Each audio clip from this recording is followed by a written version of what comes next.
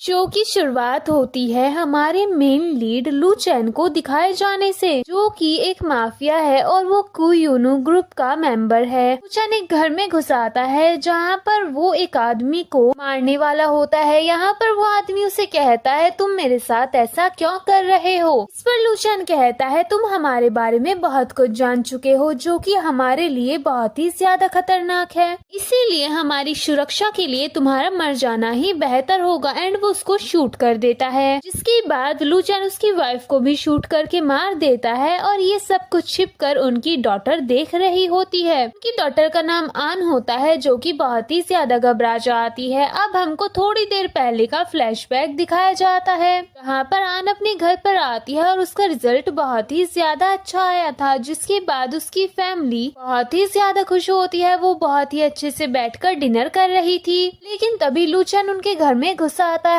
इस पर आन के डैड आन और उसकी मॉम को छिप जाने को कहते हैं और वो खुद अकेले ही बाहर जाते हैं। यहाँ पर लू चैन के लोग उन्हें पकड़ लेते हैं। इसके बाद आन की मॉम आन को ऊपर वाले रूम में छिपा देती है। वो अपने हस्बैंड को बचाने नीचे जाती है। सीन वापस प्रेजेंट में शिफ्ट होता है। यहाँ पर लू चैन का एक आदमी आन को देख लेता है और वो लू चैन को ये बात बताता है, जिसके बाद वो लोग आन को भी खींचकर नीचे ले आते हैं। यहाँ पर आन लू चैन से कहती है मैं तुम्हें छोड़ूंगी नहीं। इस पर वो कहता है अच्छा है, लेकिन पहले खुद तो जिंदा बच जाओ। एंड वो उसको भी शूट कर देता है। यहाँ पर उसकी भी मौत हो जाती है। इसके बाद लू चैन अपने लोगों के साथ वहाँ से चला जाता है, वो भी उनके घर को आग लगाकर। यहाँ पर बारिश भी आ जाती है, लेकिन तभी आन को होश आ जाता है, जिसके बाद वो अपने पेरेंट्स की बॉडी के पास बैठकर बहुत ही ज्यादा रोती है। एंड वो डिसाइड करती है कि वो लू चैन से अपनी पेरेंट्स की मौत का रिवेंज जरूर लेगी। जिसके बाद सीन शिफ्ट होता है ठीक 1 साल बाद, जहाँ पर आन ने अपने फेस की सर्जरी करा ली थी और उसका चेहरा एकदम ही चेंज हो गया था। एंड गाइस, इसने सिर्फ अपना चश्मा उतारा है और थोड़ा सा मेकअप किया है, बाकी चेहरा तो पहले जैसा ही है। खैर, वो यहाँ पर खुद को आईने में देखते हुए सोचती है इन 1 सालों में कुयूनु ग्रुप ने अपना दबदबा काफी ज्यादा बना लिया है। साथ ही लू चैन उस ग्रुप का सेकंड मेन कमांडर भी बन चुका है और उसके काफी सारे बिजनेस भी हैं, लेकिन वो औरतों से नफरत करता है। उसके पास जाने का बस एक ही तरीका है। हम उसको कार में देखते हैं और वो अपनी कार को लू चैन के घर के बाहर रोक देती है। वो कार से उतरती है, तभी सिक्योरिटी वाला उसे रोक लेता है और कहता है आप कौन है और यहाँ पर क्या करने आई हैं। इस पर वो बताती है कि उसका नाम ली है और वो यहाँ पर ट्यूटर के लिए इंटरव्यू देने के लिए आई है। जिसके बाद वो आदमी उसकी चेकिंग करता है, मतलब उसके हैंडबैग को चेक करता है और उसको अंदर जाने की इजाजत दे देता है। अंदर जाते हुए ली अपने मन में सोच रही होती है कि लू चैन की शादी नहीं हुई है, फिर भी उसके पास एक डॉटर है। पता नहीं वो कहाँ से आई, ये बहुत ही ज्यादा रहस्यमय बात है, लेकिन एकमात्र यही तरीका है ताकि मैं उससे रिवेंज ले सकूं और उसके क्लोज जा सकूं। अगले सीन में हमको बटलर दिखाई जाती है, जो कि ली का इंटरव्यू ले रही होती है। यहाँ पर वो ली से कहती है आपके डॉक्यूमेंट तो एकदम सही है, लेकिन हमारी जो बच्ची है बहुत ही ज्यादा शरारती है, बहुत ही ज्यादा अलग है। पहले ही 10 ट्यूटर्स यहाँ से हाथ जोड़कर भाग चुके हैं। लेकिन ली उससे कहती है कोई बात नहीं, मैं हैंडल कर लूंगी। तभी हमको एक गन दिखाई जाती है।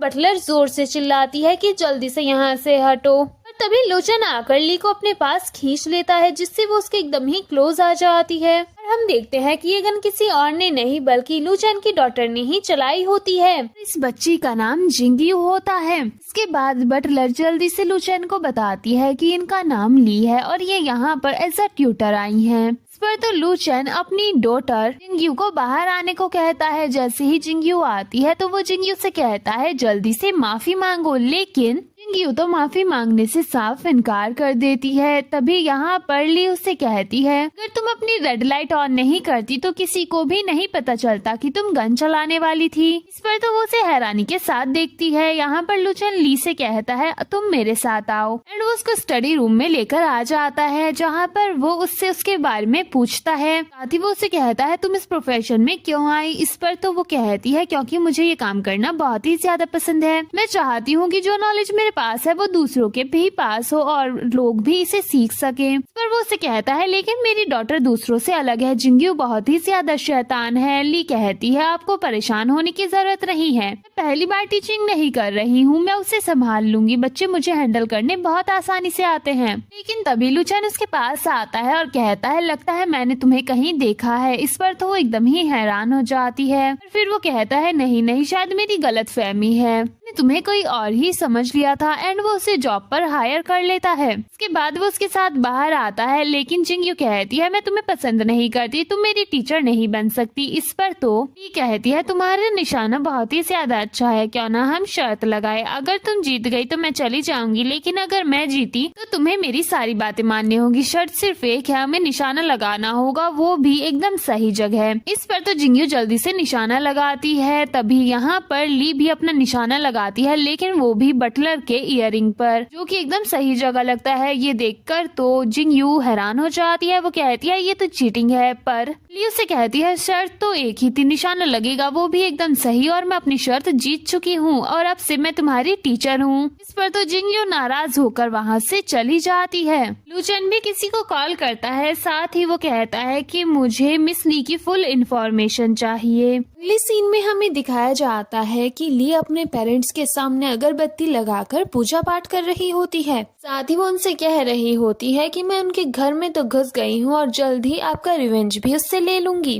अगले दिन हम बटलर को देखते हैं जो कि ली को घर दिखा रही होती है। वो बताती है कि लूचैन को ज्यादा लोग पसंद नहीं है, इसलिए घर में ज्यादा लोग है भी नहीं, मेरे अलावा और कोई मेड नहीं है, मैं ही यहाँ पर सब कुछ हैंडल करती हूँ, इसके अलावा सिक्योरिटी बहुत टाइट है। साथ ही लूचैन के ऑफिस और रूम में कोई भी नहीं जा सकता, किसी को भी इजाजत नहीं है उनके अलावा जाने की। तभी यहाँ पर जिंगयू आती है जो कि ली को एक तोहफा देती है। ली कहती है तुम तो मुझे पसंद भी नहीं करती हो, तो ये तोहफा क्यों दे रही हो। इस पर तो ली कहती है मुझे माफ कर देना, वो मेरी गलती थी, मैं माफी के तौर पर ही ये लेकर आई हूँ। जैसे ही ली उसे खोलती है तो उसमें से एक कीड़ा निकलता है, लेकिन ली तो डरती भी नहीं, ऊपर से ये सब कुछ लूचैन भी देख रहा होता है। तभी एक आदमी आता है और कहता है इनके बारे में सब पता कर लिया है, इस फाइल में सारी इन्फॉर्मेशन है। जिसके बाद लूचैन अंदर आ जाता है और उन पेपर्स को देखने लगता है, और पेपर्स को देखने के बाद वो उनको जला देता है। अब अगले सीन में देखते हैं कि ली जिंगयू के साथ होती है, जहाँ पर जिंगयू से कहती है इससे पहले जो भी टीचर मुझे पढ़ाने के लिए आई है वो सिर्फ इसलिए ताकि मेरे डैड के क्लोज जा सके, लेकिन आप थोड़ी सी अलग लग रही हो।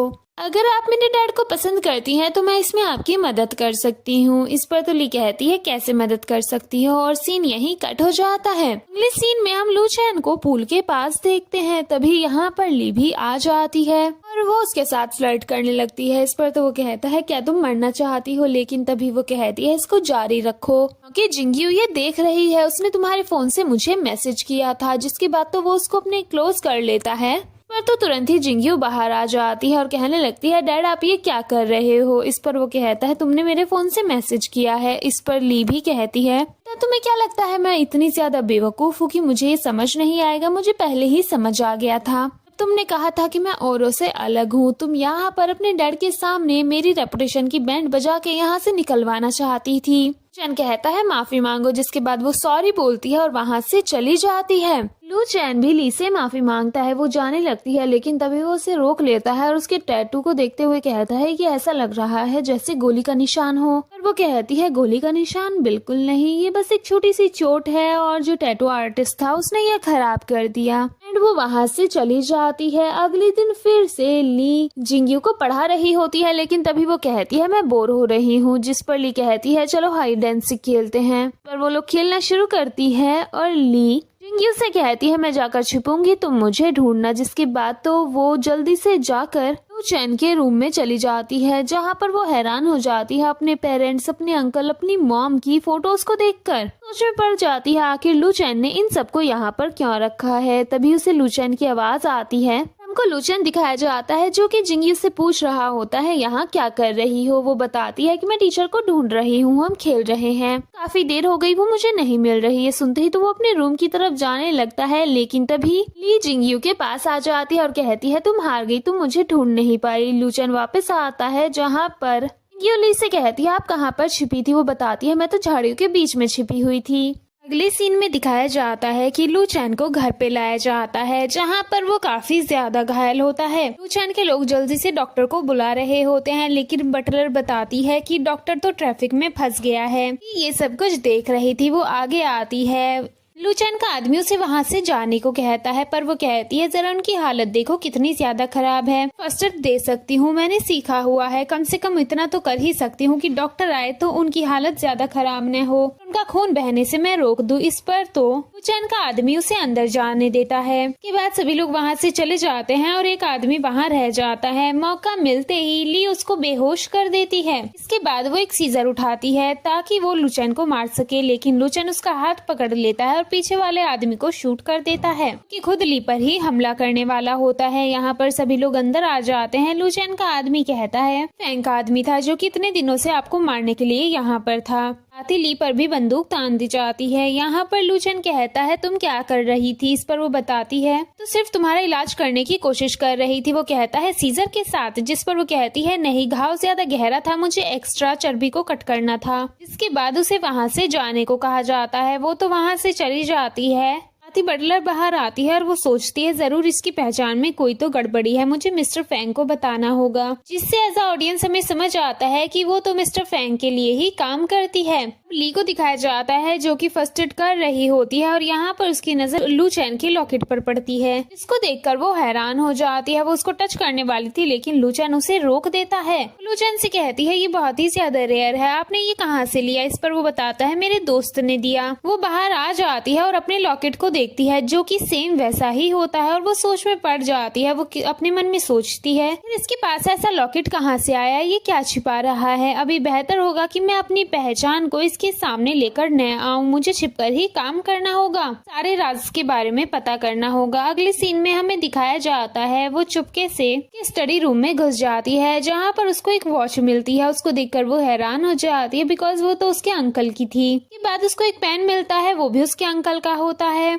उसे किसी की आवाज आती है, वो जल्दी से छिप जाती है। यहाँ पर लू चैन अपने लोगों के साथ आता है एंड उन्होंने किसी को पकड़ा हुआ था। लू चैन उस आदमी से कहता है बताओ तुमको किसने भेजा है? इस पर वो बताने से साफ इनकार कर देता है, जिस पर लू चैन एक चाकू उठाकर उसके ऊपर हमला करता है। वो उसके गर्दन के पास कट लगाता है और कहता है अब तुम ऐसे ही तड़प तड़प कर मरते रहना। एंड वो उसको इतना ज्यादा टॉर्चर करता है कि वो आदमी बता देता है कि उसको फैंग ने भेजा है। इसके बाद सभी लोग चले जाते हैं। लू चैन कहता है टीचर आप कब तक छिपी रहेंगी, बाहर आ जाइए या फिर आपको इनविटेशन देना पड़ेगा। सुनकर तो ली बाहर आती है और वो कहती है तुम पहले से जानते थे कि मैं यहाँ छिपी हुई हूँ। इस पर वो कहता है मैं तो ये भी जानता हूँ कि तुम यहाँ पहली बार नहीं आई हो, तुम कितनी ज्यादा बहादुर हो, इतना सब कुछ होता रहा और छिपकर देखती रही, चलो बताओ तुम्हें किसने भेजा है? इस पर वो कहती है मुझे किसी ने भी नहीं भेजा, मैं यहाँ तुम्हें मारने आई हूँ। एंड वो चाकू से उसके ऊपर हमला करती है। अफसोस वो उसे चोट भी नहीं पहुँचा पाती, जिसके बाद वही उसे पकड़ लेता है। दोबारा से कहता है तुम्हें यहाँ किसने भेजा? इस पर वो कहती है मैं तुम्हारी दुश्मन हूँ, मुझे किसी ने नहीं भेजा, बस मैं तुमसे अपना बदला लेने आई हूँ और अगर तुमने मुझे पकड़ ही लिया है तो मुझे मार दो, मरने से मैं नहीं डरती, पहले भी एक बार मर चुकी हूँ। इस पर तो वो उसे उठाकर अपने रूम में ले आता है और उसके हाथ को बांध देता है।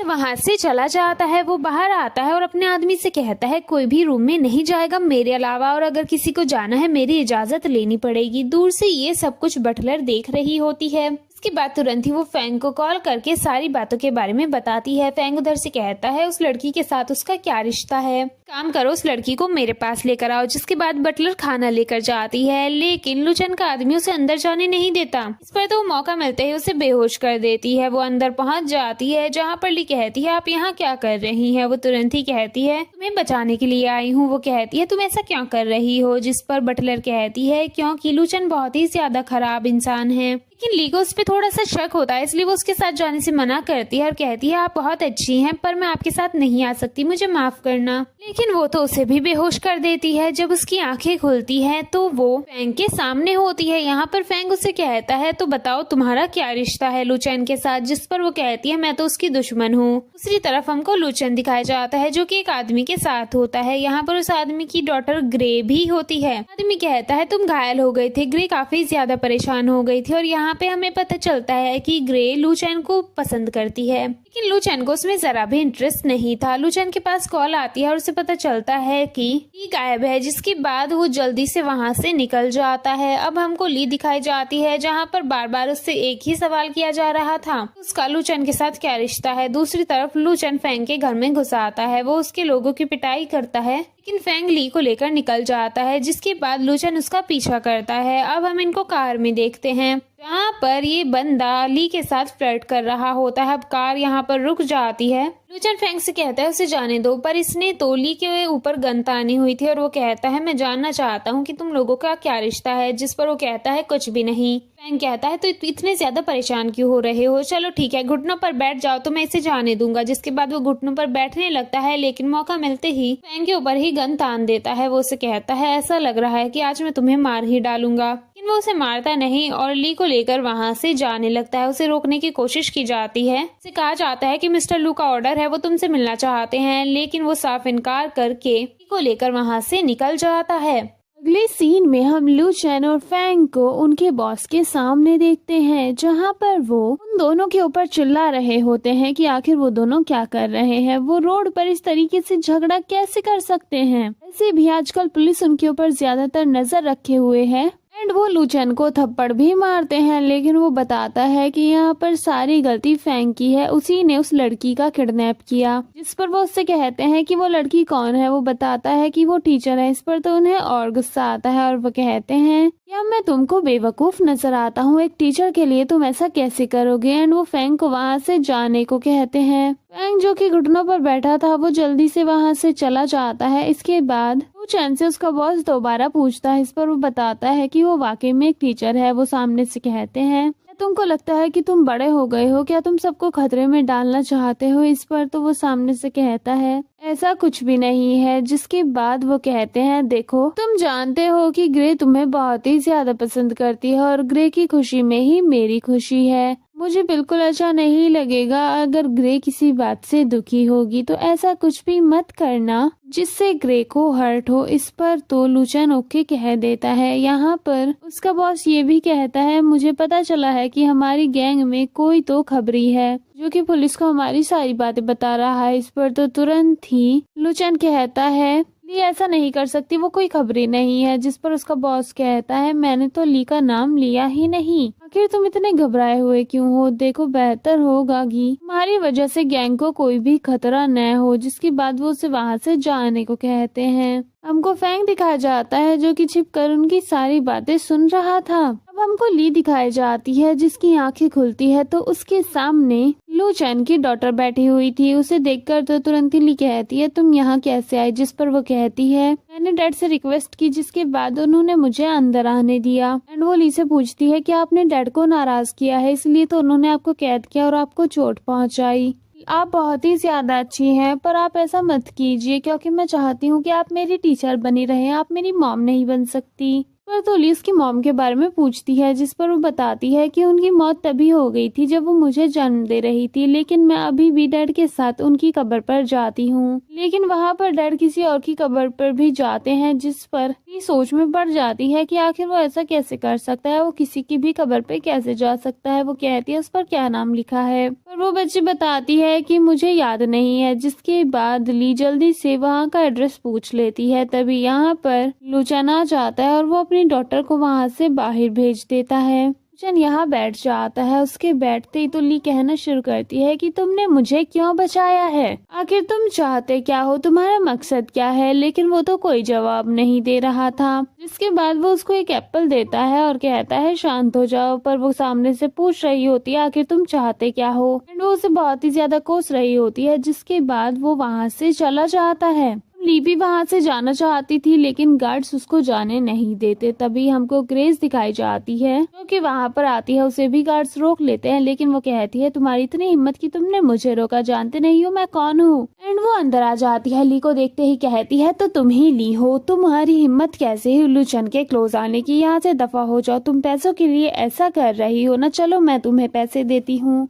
वो एक चेक उसके ऊपर फेंकती है और कहती है यहाँ से दफा हो जाओ। इस पर तो ली तुरंत ही कहती है तो जाना चाहती हूँ लेकिन कोई मुझे जाने नहीं दे रहा। जिस पर ग्रेस कहती है किसकी इतनी हिम्मत है, अब जाओ, कौन रोकेगा तुम्हें, मैं यहाँ पर हूँ। जाने लगते है, गार्ड उसे रोकता है लेकिन ग्रेस उसे थप्पड़ मारती है और कहती है इसे जाने दो। जिसके बाद ली वहाँ से चली जाती है। अब ली कब्रिस्तान में आ जाती है जहाँ पर वो कब्र को ढूंढ लेती है लेकिन उस पर तो कोई भी नाम नहीं लिखा हुआ था। इस पर तो ली और भी ज्यादा सोच में पड़ जाती है कि आखिर लू चेन का सीक्रेट क्या है। अभी यहाँ पर फैंग आ जाता है। उसे देखकर तो ये कहती है तुम मेरा पीछा क्यों कर रहे हो। जिस पर फैंग कहता है मैं तो यहाँ तुम्हारे साथ पार्टनरशिप करने आया हूँ। ली कहती है कैसी पार्टनरशिप। फैंग कहता है देखो तुम भी लू चेन को मारना चाहती हो क्योंकि तुमने कहा था उसकी दुश्मन हो और मैं भी उसे मारना चाहता हूँ। दुश्मन का दुश्मन तो दोस्त होता है, इसलिए मैं चाहता हूँ कि हम दोनों पार्टनरशिप कर लेते हैं और उसे मारते हैं। ली कहती है आखिर मैं तुम्हारे साथ पार्टनरशिप क्यों करूँ। जिस पर वो कहता है क्योंकि हमारे बॉस को खबर मिली है कि हमारे सीक्रेट्स जाकर पुलिस को बता रहा है और लू चेन का मानना है कि तुम वो हो, जबकि वही जानता है कि असली कौन है और वो तुम्हें फंसा रहा है, वो तुम्हें बलि का बकरा बना रहा है। एंड वो यहाँ पर उसे लू चेन की रिकॉर्डिंग सुनाता है जिसमें उसने से ये लाइन तो कट कर दी थी कि ऐसा नहीं कर सकती और वहाँ से हमारी हीरोइन को सुनाई देता है कि ली ऐसा कर सकती है। ये सुनकर तो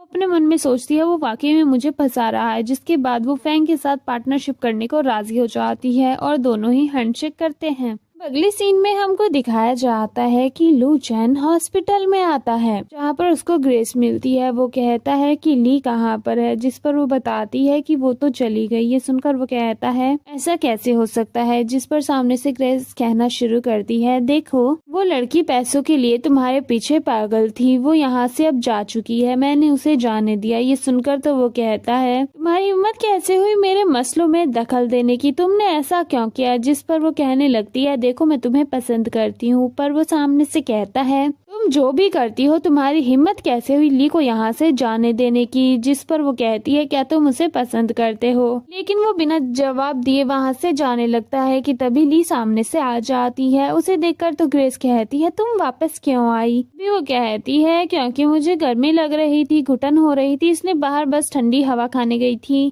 सुनकर ग्रेस कहती है तुम कितनी बड़ी झूठी हो, तुमने मुझे धोखा दिया है। इस पर तो ली कहती है मैंने तो ऐसा नहीं किया, मैंने कब कहा था मैं हमेशा के लिए जा रही हूँ, तो बस कहा था कि मुझे कोई रूम से बाहर नहीं जाने दे रहा। यहाँ पर ग्रेस लू चेन से कहती है ये लड़की पुलिस को तुम्हारी खबर दे रही है। जिस पर तुरंत ही ली लू चेन का हाथ पकड़ के कहती है देखो मैं ऐसा नहीं कर रही हूँ, वैसे भी मैं यहाँ से इसलिए गई थी क्योंकि इसने मुझे पैसे दिए थे। और एंड वो चेक भी उसको दिखाती है। देखकर तो लू चेन को और भी ज्यादा गुस्सा आता है और वो ग्रेस को बहुत ज्यादा डांट कर वहाँ से भगा देता है। देन वो ली से पूछता है कि तुम कहाँ पर गई थी। जिस पर ली कहती है मैं तुम्हें क्यों बताऊं। जिस पर वो कहता है मैं जानना चाहता हूँ। वो कहती है हवा खाने गई थी। एंड वो जाने लगता है पर तभी ली उसे रोक कर कहती है तुम ऐसा क्यों कर रहे हो, कहीं ऐसा तो नहीं कि तुम्हें मुझसे प्यार हो गया हो। एंड वो उसके क्लोज आने लगती है लेकिन वो उसे थप्पड़ मारने वाली थी पर लू चेन उसका हाथ पकड़ लेता है और तभी ये दोनों गिर जाते हैं एंड दोनों के बीच किस हो जाता है। इस पर तो ली को बहुत ही ज्यादा गुस्सा आता है। वो इससे पहले ली चेन को कुछ भी कह पाती ली चेन तो वहाँ से चला जाता है। जिसके बाद वो याद करती है फैंग ने उससे क्या करने को कहा था और हमें फ्लैशबैक दिखाया जाता है जहाँ पर ये फैंग से कह रही होती है आखिर तुम मुझसे चाहते क्या हो। जिस पर फैंग सामने से कहता है मुझे हमेशा से लगता है कि ली चेन पुलिस का खबरी है, इसलिए तुम उसकी बैंक स्टेटमेंट चेक करो और मुझे उसका प्रूफ चाहिए। जिस पर वो ओके कह देती है। जिसके बाद वो सोचने लगती है कि उसका बैंक चेक करने के लिए मुझे पहले उसके घर पर जाना होगा। जिसके बाद वो एक गार्ड को बुलाती है और कहती है ली चेन से कहो मुझे घर जाना है। अगले सीन में दिखाया जाता है कि ये घर पर आ जाती है जहाँ पर इसकी मुलाकात सबसे पहले ली चेन की डॉटर से होती है जो कि इसको देखते ही हक कर लेती है। ये सब कुछ ली चेन देखकर स्माइल कर रहा होता है। अब हमको रात का सीन दिखाया जाता है जहाँ पर ये ली चेन की स्टडी रूम में घुस जाती है और उसका लैपटॉप चेक करती है। लैपटॉप में इसको काफी सारे ट्रांजैक्शन मिलते हैं जिसमें से एक इसके कॉलेज का भी होता है और इसे पता चलता है कि इसकी कॉलेज फी कोई और नहीं बल्कि ली चेन ही फिल कर रहा था। ये देखकर तो काफी ज्यादा हैरान हो जाती है। वो सोचने लगती है कि आखिर ली चेन ने ऐसा क्यों किया। जिसके बाद ये सारा डाटा एक पेन ड्राइव में स्टोर कर लेती है। इसके बाद वो रूम से बाहर आ जाती है, लेकिन ली चैन उसको देख रहा होता है। अगली सुबह का सीन दिखाया जाता है जब ये लोग ब्रेकफास्ट कर रहे थे। तो ली कहती है कि उसे पार्क जाना है, वो उसकी डॉटर को वहाँ पेंटिंग करना सिखाएगी। जिसके बाद हम इनको पार्क में देखते हैं जहाँ पर ली बेंच पर बैठी होती है और फैंग इसके साइड में आकर बैठ जाता है। जिसने मास्क लगाया हुआ था वो इससे कहता है तुम्हें कुछ पता चला? उस पर ये हाँ में जवाब देती है, कहती है कि सारा डाटा पेन ड्राइव में है। वो पेन ड्राइव मांगता है लेकिन वो कहती है बिल्कुल नहीं, तुम्हारा एक इवेंट आ रहा है, सबके सामने उसे एक्सपोज करना, मैं तभी तुम्हें पेन ड्राइव दूंगी। जिसके बाद वो वहाँ से चला जाता है, लेकिन ली को उसके ऊपर थोड़ा शक होता है। जिसके बाद वो उसे फॉलो करती है और एक जगह पर पहुँच जाती है। पर यहाँ पर इनको लगता है कि कोई इसका पीछा कर रहा है। वो अपने लोगों को देखने के लिए भेजता है, लेकिन उससे पहले इस बंदी को कोई ले जाता है। अब हमको वो इवेंट दिखाया जाता है जहाँ पर सभी लोग होते हैं। यहाँ पर इनको बॉस अनाउंस करने वाला था कि उसके बाद इनका बॉस कौन बनेगा, लेकिन तभी यहाँ पर फैंग सबको बताता है कि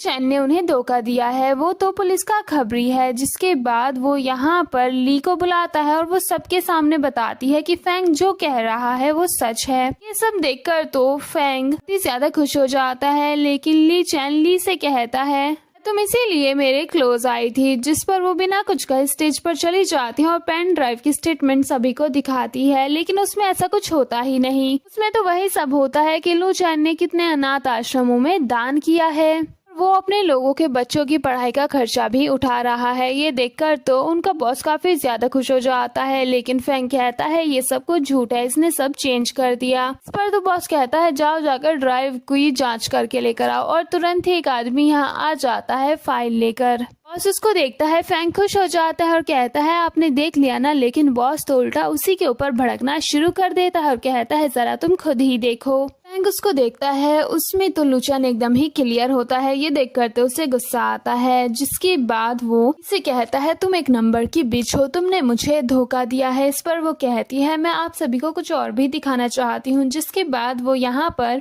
फैंग का बैंकिंग स्टेटमेंट दिखाती है जिसमें काफी सारा घपला होता है, साथ ही बहुत सारे पैसे उनके दुश्मन ग्रुप से आए होते हैं। पर तो लू चैन अपने बॉस को बताता है कि फैंग का हमारे दुश्मनों के साथ बहुत ही अच्छा रिश्ता है, वो हमारी सारी बातें उन्हें बताता है। इसके बाद पुलिस के पास हमारी सारी बातें पहुंच जाती हैं, जिसके बाद हमारे सारे काम रुक जाते हैं। इस पर तो बॉस को बहुत गुस्सा आता है और वो फैंग को धक्के मरवा कर वहां से बाहर निकलवा देता है और उसे मारने का ऑर्डर भी दे देता है। और फिर हमको फ्लैशबैक दिखाया जाता है, यहाँ पर ली को किसी और ने नहीं बल्कि लू चैन ने बचाया होता है। जिसके बाद ये दोनों बैठकर बात कर रहे होते हैं, जहाँ पर ली लू चैन को उसका हेयर क्लिप देती है, जिसे देखकर वो हैरान हो जाता है। वो कहती है बचपन में ये मैंने अपने सबसे प्यारे दोस्त को दी थी। और फिर फ्लैशबैक दिखाया जाता है जहाँ पर लू चैन की डॉटर कुछ ड्रॉ कर रही थी। वो ली को बहुत पसंद आता है। वो उसे कहती है मैं आपको रियल में ऐसा कुछ दिखाती हूँ, और वो वही हेयर क्लिप होता है। वो कहती है तुम्हें ये कहाँ से मिला? इस पर डॉटर बताती है